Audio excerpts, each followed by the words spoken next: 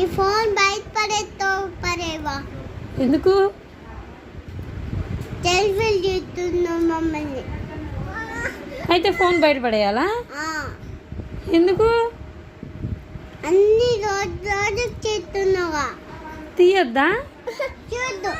ఎందుకు? తీస్తుంది బాగున్నారు. ఎందుకు బాగుండదు?